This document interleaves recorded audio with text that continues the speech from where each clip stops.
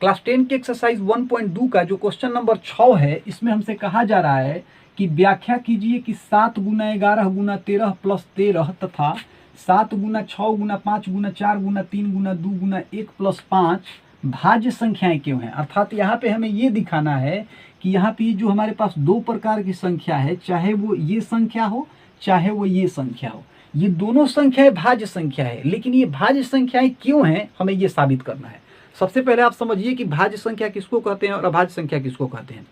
देखिए, जो संख्या सिर्फ एक से और अपने आप से कटे उसे हम अभाज्य संख्या कहते हैं, और जो संख्या एक से भी कटे, अपने आप से भी कटे और साथ ही साथ और किसी दूसरी संख्या से कट जाए उसे हम लोग भाज्य संख्या कहते हैं। मैं आपको इसे उदाहरण के सहायता से बहुत अच्छे से समझा देता हूँ। देखिए, जैसे 7 जो है ये 1 से कटेगा और 7 से कटेगा और किसी नंबर से नहीं कटेगा, तो 7 एक अभाज्य संख्या है। वहीं अगर आप 12 को देखें तो 12 1 से कटेगा, 12 से भी कटेगा, लेकिन ये 4 से भी कटेगा, 3 से भी कटेगा, तो 12 जो हमारा है वो एक भाज्य संख्या है। तो इतना तक आपको समझ में आ गया। अब भाज्य संख्या से संबंधित आप एक और कॉन्सेप्ट समझिए, क्योंकि इसी कॉन्सेप्ट पे हमारा ये पूरा मैथ बनेगा। वो कॉन्सेप्ट क्या है मैं आपको समझा रहा हूँ। देखिए, अगर आप 2 या 2 से अधिक अभाज्य संख्याओं को आपस में गुना कराइएगा तो हमेशा आपको एक भाज्य संख्या मिलेगा। कैसे, मैं आपको उदाहरण की सहायता से समझा देता हूं। देखिए, जैसे 3 अभाज्य संख्या है, 5 अभाज्य संख्या है और 2 भी अभाज्य संख्या है, मतलब ये तीनों अभाज्य संख्या है। जब आप तीनों अभाज्य संख्याओं को आपस में गुना कीजिएगा तो आपको एक भाज्य संख्या मिलेगा। कैसे, देखिए, 3 5 15, 15 दूनी 30, 30 क्या है, एक भाज्य संख्या है। तो हम कह सकते हैं कि जब भी 2 या 2 से अधिक अभाज्य संख्याओं को आपस में गुना कराया जाता है तो हमेशा हमें एक भाज्य संख्या मिलता है। इस कॉन्सेप्ट को दिमाग में आप घुसा के रखिएगा, क्योंकि इसी की सहायता से हम इस मैथ को सॉल्व करेंगे।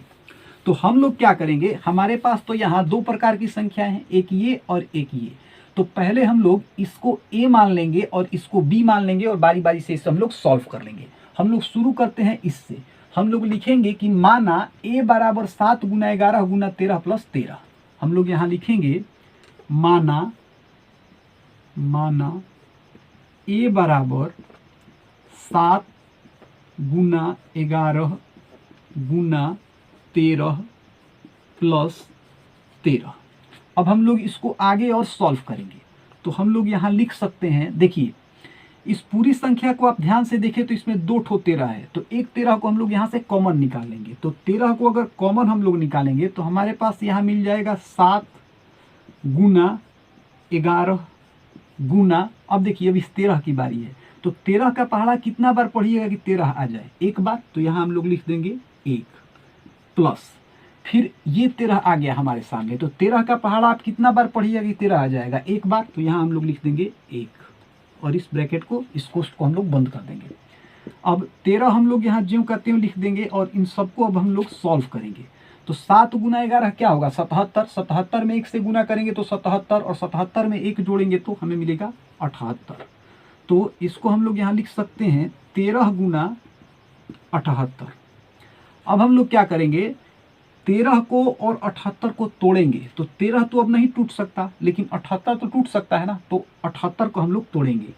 13 को हम लोग ज्यों करते हुए लिख देंगे गुना। अगर आप 78 को तोड़िएगा तो हमें मिलेगा 2 गुना 3 गुना 13।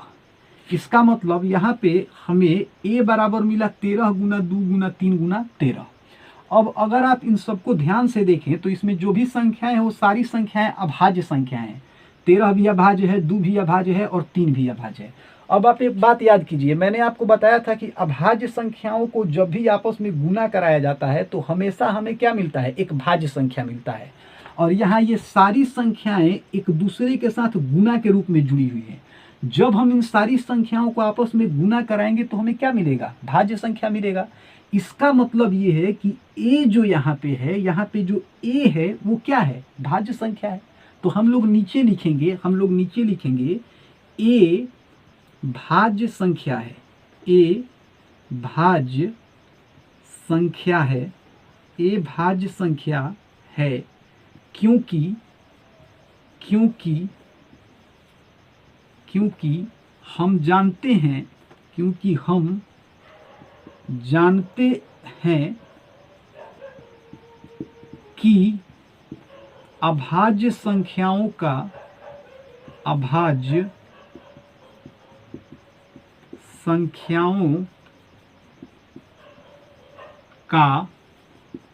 गुणनफल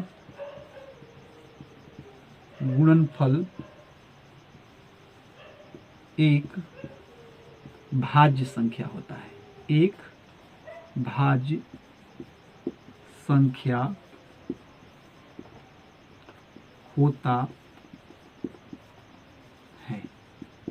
और इस तरह से जो हमारा ये पहला संख्या था, इसको हमने साबित कर दिया कि ये एक भाज्य संख्या है। अब हम लोग इसको साबित करेंगे कि ये भी एक भाज्य संख्या है।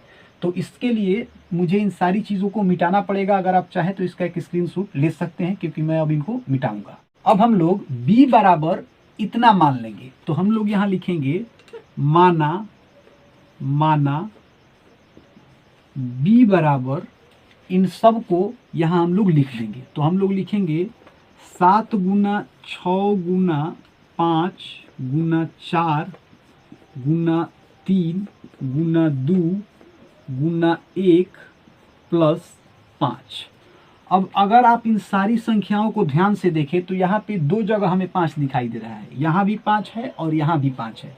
तो हम लोग 5 को कॉमन निकाल लेंगे। तो हम लोग यहाँ लिखेंगे 5 और 7 को यहाँ हम लोग ज्यों करते हैं उतार देंगे, गुना 6 को हम लोग यहाँ ज्यों करते हैं उतार देंगे। अब देखिए 5 का पहाड़ा कितना बार पढ़े कि 5 आ जाए? एक बार में। तो हम लोग यहाँ लिखेंगे 1। फिर इस 4 को यहाँ हम लोग नीचे उतार देंगे।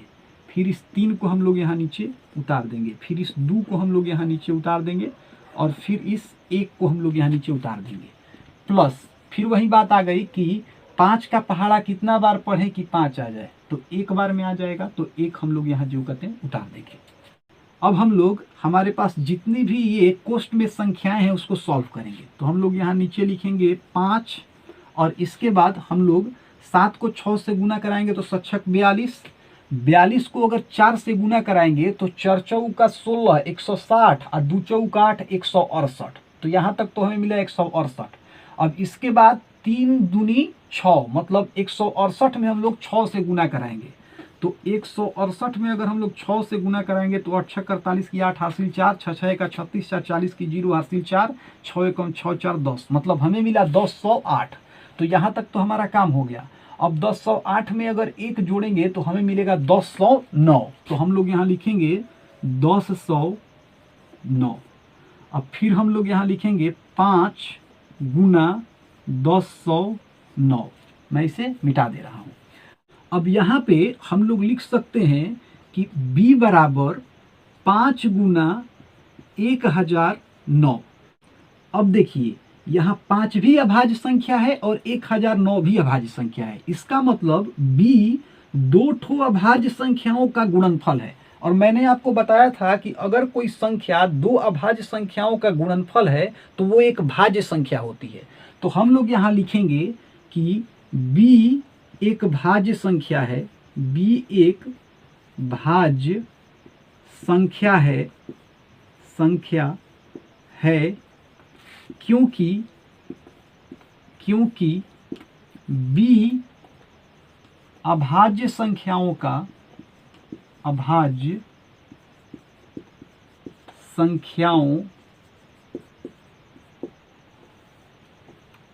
का गुणनफल है। और हमारा जो ये मैथ है ये प्रूफ हो गया।